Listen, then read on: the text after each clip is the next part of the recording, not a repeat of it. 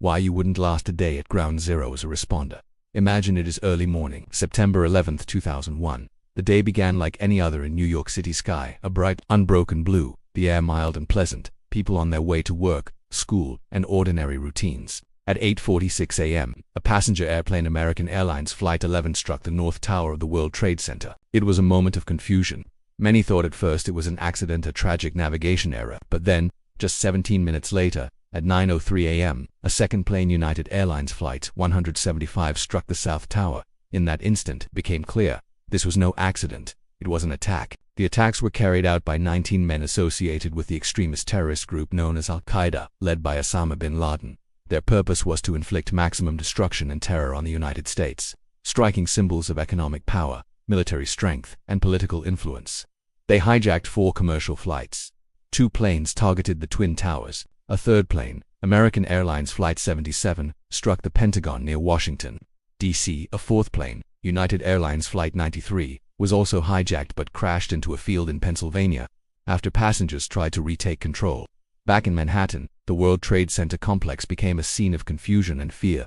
Sirens wailed across the city. Phone lines jammed. Television broadcasts broke into regular programming. Imagine yourself as a firefighter or emergency medical worker. Within minutes of the first impact, you were dispatched. Some responders never hesitated. They ran directly into the towers. Elevators were destroyed or disabled, so you climbed dozens of floors by stairwell, carrying heavy equipment and helping people down. In the lobbies, glass had shattered and debris was falling. Sprinklers and alarms created a haze of water and noise.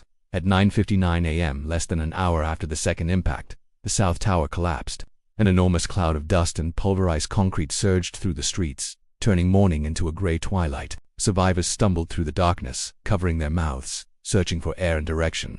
The North Tower stood alone for another 29 minutes. At 10:28 a.m., it too fell. With it came thousands of lives lost. The twin pillars that defined the skyline were gone in less than 2 hours. You would not have lasted a day in this environment. Even those trained for catastrophe could barely endure the conditions. The air was thick with powdered concrete, asbestos, and burning materials. The temperature and pockets of debris remained dangerously hot for weeks. The footing was unstable, with voids and pockets that could collapse without warning.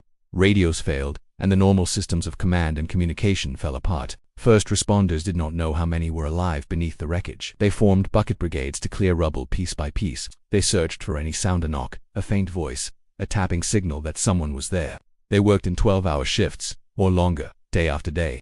Most slept on the ground, or in cots set up in nearby buildings. Many never stopped to think about what they were breathing, or what it would mean for their health later. They simply kept going. And so, when we say why you wouldn't last a day, it is not an exaggeration. You might have been overcome by the smoke within minutes. You might have been paralyzed by the uncertainty, the scale, the sorrow. But they, firefighters, paramedics, police officers, and volunteers, kept searching, kept hoping, kept working. They did it because there was no other choice. Because when thousands needed help, they answered, without hesitation. This is the quiet, difficult rhythm of Ground Zero that lasted long after the towers were gone. It is a rhythm of courage, grief, and endurance that few can fully comprehend. In our next segment, we will follow the path of a single individual, known simply for a red bandana, small symbol of heroism amid unimaginable loss. The man in the red bandana, a quiet hero on the 78th floor in the hours after the collapse of the Twin Towers. Stories began to surface, fragments of memory and testimony from the survivors. Many described a man they didn't know, a man with a red bandana covering his mouth and nose, guiding them through darkness and smoke, leading them down stairwells, lifting them when they stumbled. He carried no formal badge or uniform. No one knew his name, but he kept appearing in their recollections again and again. He was young.com focused, and he kept going back up. It would take months for his identity to be confirmed, but eventually it became clear. That man was Wells Remy Crowther. Wells was 24 years old, a former college lacrosse player. He worked as an equities trader at Sandler O'Neill and Partners, on the 104th floor of the South Tower. He had grown up in Nyack, New York, and had dreamed of being a firefighter. In fact, as a child, he'd once told his father, "Someday, I'm going to be a fireman."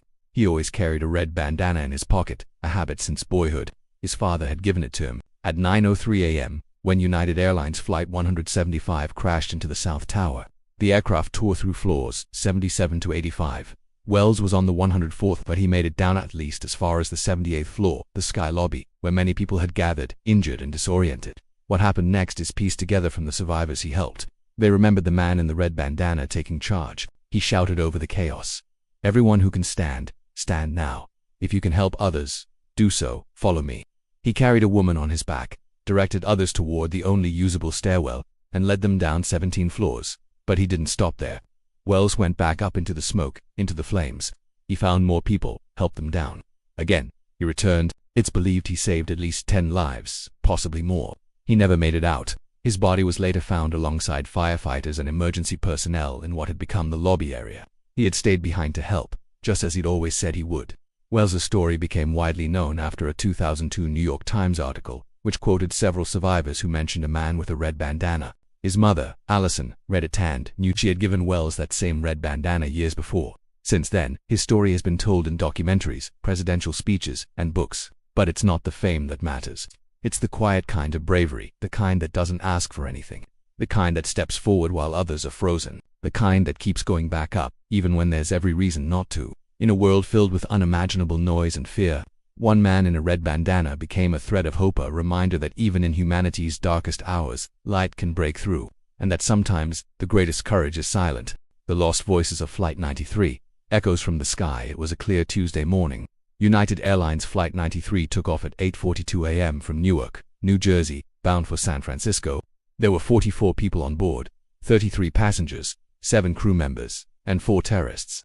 The plane was delayed 42 minutes on the runway, which, unintentionally, would change everything. By the time it was airborne, 2 other planes had already been hijacked and flown into the World Trade Center. A third had crashed into the Pentagon, but Flight 93 was still in the air, still en route.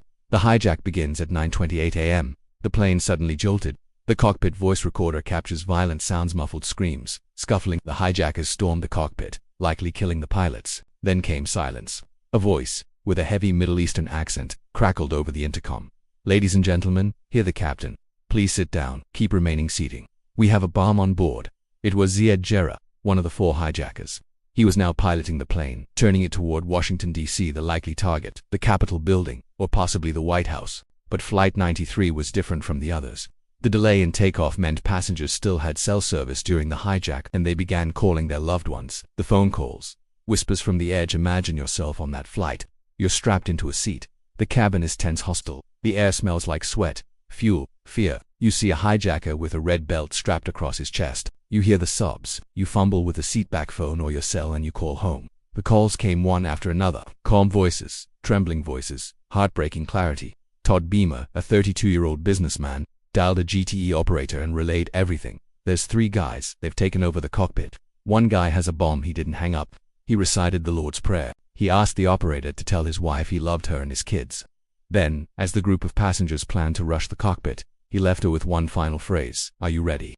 Okay, let's roll." Tom Burnett, another passenger, called his wife Dina. "They're talking about crashing this plane. We're going to do something." Others called mothers, fathers, siblings. They said goodbye. They said, "I love you," over and over. But it wasn't panic. It was purpose. They had learned what happened in New York and at the Pentagon. They knew this was a suicide mission. They chose not to be part of it. The revolt, the passengers voted. They'd stormed the cockpit.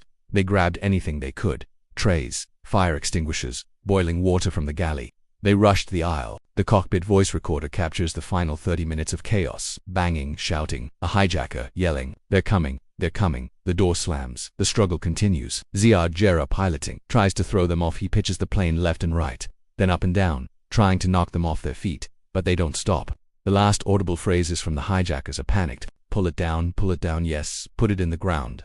At 10:03 a.m. the plane crashes into a field in Shanksville, Pennsylvania. There were no survivors. Aftermath and mystery investigators recovered the cockpit voice recorder, one of only 2 recovered from all 4 hijacked planes. The flight data recorder was also recovered, showing wild movements in the last moments, clear signs of a struggle. The debris field was relatively contained, the impact crater deep. The plane had struck the earth at 563 miles per hour, inverted, nose first. There were no bodies left intact.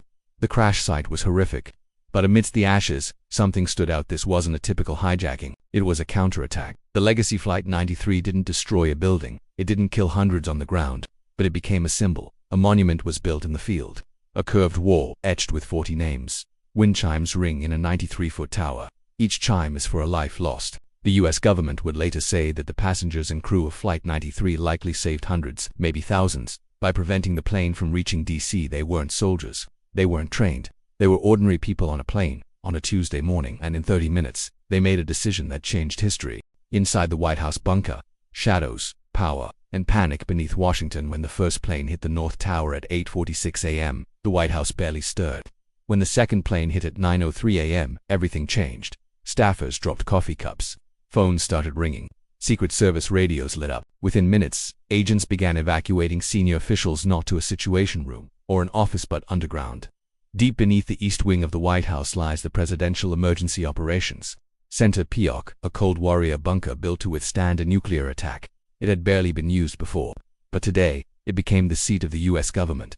A sudden descent. Vice President Dick Cheney was in his office when the second tower was struck. Secret Service agents rushed in without knocking. They didn't ask, they grabbed him.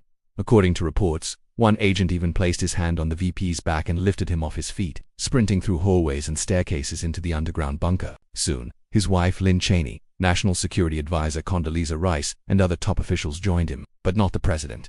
Where was Bush?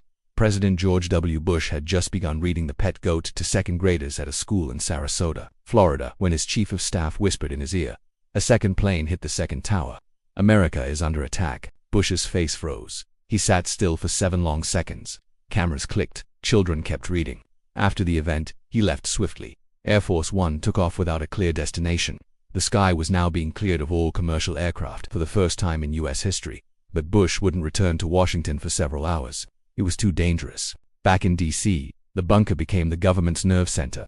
Inside the bunker, the PEOC was cramped, dark, no windows, of course, just thick concrete and steel. A few TVs, a large table, radios, fax machines, red phones that never rang until today. Officials tried calling NORAD, the FAA, the Pentagon. Information was scattered and confusing. Were there 5 planes? 10? Was it Al-Qaeda? Was it Iraq? Was it Russia? In the fog of confusion, one order emerged. Shoot down any hijacked planes still in the air. The shoot-down order, Vice President Cheney, now in command due to Bush's absence, authorized the military to shoot down any commercial aircraft that refused to respond. It was a chilling decision. Secretary of Defense Donald Rumsfeld was at the Pentagon, which had just been hit. Communication was patchy. Planes were still believed to be in the air. Fighter jets scrambled. Pilots were given a stark directive: take down a passenger plane if necessary. What the officials in the bunker didn't know was that Flight 93 had already crashed in Pennsylvania. The passengers had made that choice for them. Fear of an inside job, rumors swirled. Could someone inside the government be complicit? Was this just the beginning? The bunker discussions grew darker. Some staffers began taking potassium iodide tablets, protection against radiation in case of a dirty bomb. There were real fears that a nuclear device might be smuggled into a city next. Condoleezza Rice later described the moment she wrote out a set of presidential succession orders by hand, just in case more people died. Bush finally returns at nearly 7 p.m. Air Force One returned to Andrews Air Force Base. The skies over Washington were eerily empty. Fighter jets flanked the plane like guardians. President Bush was escorted to the bunker under heavy security. By now, the nation was reeling. CNN played the towers collapsing on loop. Families still searched for loved ones. Firefighters were digging with their hands. The president addressed the nation from the Oval Office that night, but it was a bunker-born presidency now. From that concrete room, the war on terror was quietly born. Unseen moments and unspoken tensions in the PEOC. Some people sat quietly, others argued, some prayed. Phone lines were overwhelmed. Outside, the Capitol had been evacuated. The streets of D.C. were silent. Sirens pierced the stillness. One senior official later admitted it felt like we were in a submarine at the bottom of the ocean, not knowing if the surface still existed. There was no laughter, no false hope, just questions. Who did this? Why didn't we stop it? What comes next? The answers would come, but not that day. On 9/11, even the seat of global power sat powerless, hiding, waiting. Legacy of the bunker today. The PUAC remains classified, its layout still undisclosed, but its role on 9/11 marked a shift. America was no longer invincible. Even those at the top had to retreat, rethink, respond differently. What began as a Cold War hideout became the epicenter of a 21st century nightmare. And for a few hours on that September day, the most powerful people in the world were underground, watching history unfold on television. Just like the rest of us, soft silence falls again, like ash on a city skyline. The noise is over. The towers have fallen. The smoke is clearing, but the stories, the quiet ones, still linger. In stairwells, in cockpits, in bunkers, in voices on the phone, in bandanas, in dust, in memory. Hello there and welcome.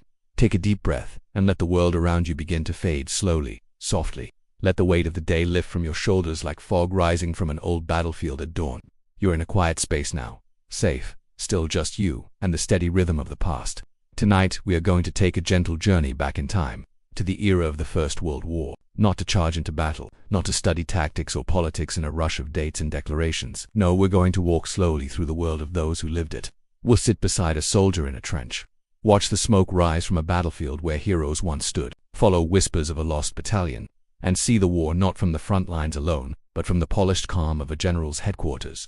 World War I was supposed to be the war to end all wars, but instead it introduced the world to something far more enduring. The waiting, the mud, the long days where nothing happened, the strange, terrifying quiet between the shells. So now, with your head resting and your eyes growing heavier, let's take that first step down into the trench. Why you wouldn't last a day in a World War I trench daily life immersion. Imagine yourself waking up in the early grey of a foreign morning, not in a warm bed, not in a house or a tent, but in a narrow ditch dug into the cold earth, deep enough to shield you from bullets, but shallow enough that the rain finds you easily. This is the trench. Your boots are soaked. They've been wet for days, now caked in mud, so thick and sticky that it clings to every step.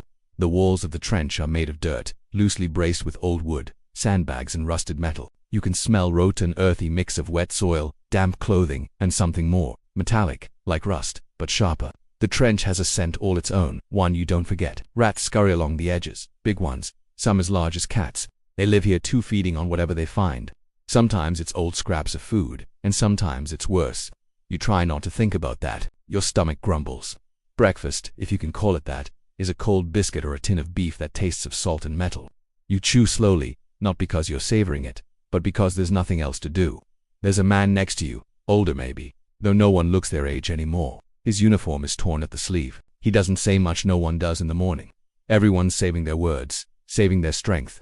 The trench is quiet except for the distant rumble of artillery, like thunder rolling across hills that never end. And then, there's the mud. Always the mud. It swallows your boots. It clings to your legs. It gets into your socks, under your nails. Some men get what they call trench foot, a rotting sickness from too much damp and cold. Others just get used to it, like the lice in their shirts or the constant aching chill in their bones. Up ahead, a whistle blows not for an attack, but for roll call. You line up, not out of enthusiasm, but because the man with the clipboard is watching. You say your name, or number, or both. Sometimes they forget you're even there. Sometimes that's better. Hours pass like water dripping from a leaky roof, slow and steady. You clean your weapon, you write a letter home that you may never send. You stare at the same wall of dirt for so long you begin to see shapes in it, faces maybe, or ghosts. Then there's the fear, not the screaming kind. That kind comes later, when orders come down and men go over the top. No, this fear is quieter. It lives in your stomach, it watches the sky, it listens for the sharp whistle of incoming shells. It whispers to you in the dark, not yet but soon. Every now and then someone yells, gas, and you fumble for your mask, clumsy fingers, trembling hands. The mask is rubbery and tight, it smells like chemicals and panic, but it's the only thing between you and the green fog that drifts across the field, soft and silent, but deadly. At night, you don't sleep, you drift, one eye open, one ear tilted to the silence. You listen for the sound of movement in no man's land. You think of home, of your mother, or a field somewhere back in Kansas or Virginia or Ohio. You try to remember what the stars looked like when you weren't wearing a helmet. You might even write in your journal, if the mud hasn't ruined it, something simple like, rained again. Corporal Jenkins is sick. Food is running low, still here. And that's the rhythm of trench life. Not grand battles or trumpet-blowing charges, but small moments, wet socks, cold tins, shared cigarettes, and waiting, always waiting. So as you listen now, as your eyes begin to close and your breath grows slower, let yourself drift deeper into the silence between shellfire. You are just a listener now, safe and warm, far from the line, far from the mud, and far, far from the waiting. The Reluctant Hero, Sergeant Alvin York Biographies Event. Picture a quiet hillside in Tennessee, green, peaceful, the kind of place where Sunday mornings are slow, and hard work shapes a man more than ambition does. That's where Alvin York grew up. He was the third of 11 children.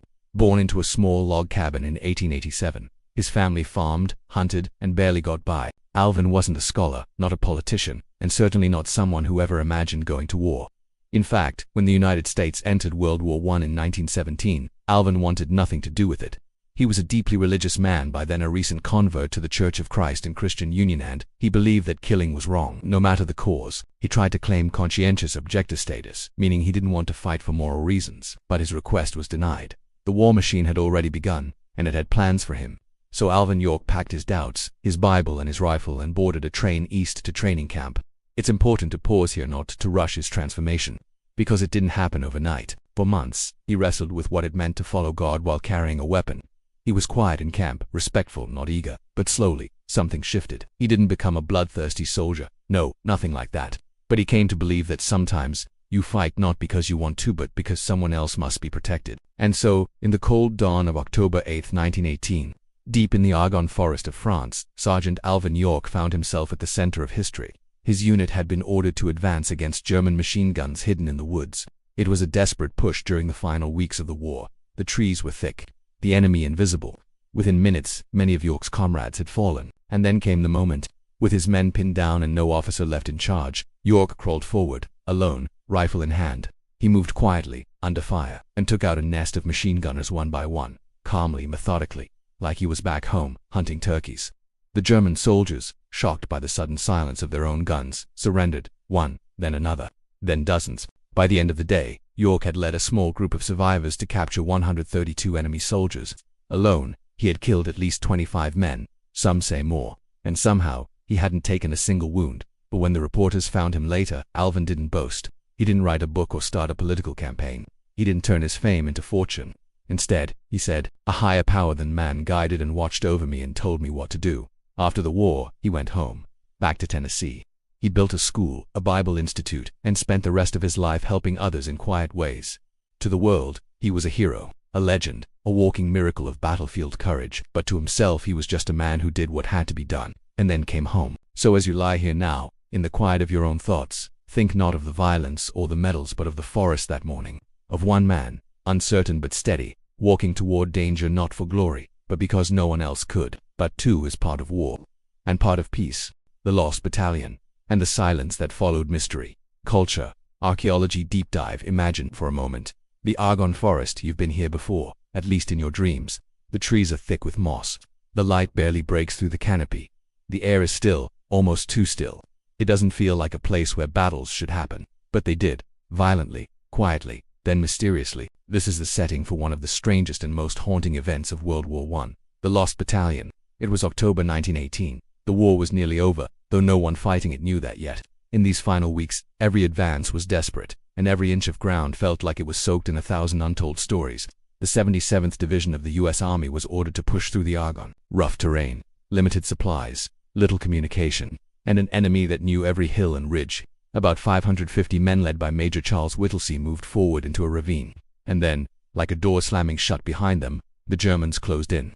Communication lines were cut, reinforcements got delayed, no help could get through, and just like that, they vanished. Not in the literal sense because they were still there, but to the outside world they had simply disappeared. Days passed. They were surrounded, cut off from both enemy and ally. Shells rained down. Some came from German artillery, some, heartbreakingly, from their own side-friendly fire. The men huddled in shell holes and under bushes, trying not to scream, trying not to starve. They had no food, almost no water, and no way to retreat.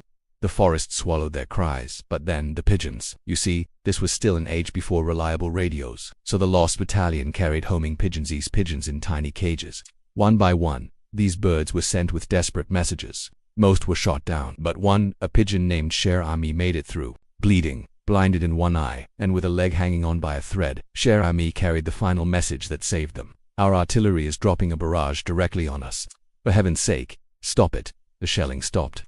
When help finally broke through, only about 194 men were still alive. The rest had been killed, captured, or simply never found. Their bodies were scattered, never all recovered. To this day, the exact locations of many remain a mystery buried beneath the roots of a now quiet forest. And Major Whittlesey, he became a symbol, a face of quiet bravery. But war had carved something out of him. He spoke little about it. And 3 years later, aboard a ship bound for Havana, he walked to the railing one night, and never came back. Some mysteries don't need solving. They just ask to be remembered. So tonight, as you lie still, imagine the forest once more. Imagine the silence, the trees that remember more than we do, the earth that never gives up all its secrets. The Lost Battalion wasn't just about getting lost. It was about how even the most determined souls can vanish into history's quiet corners.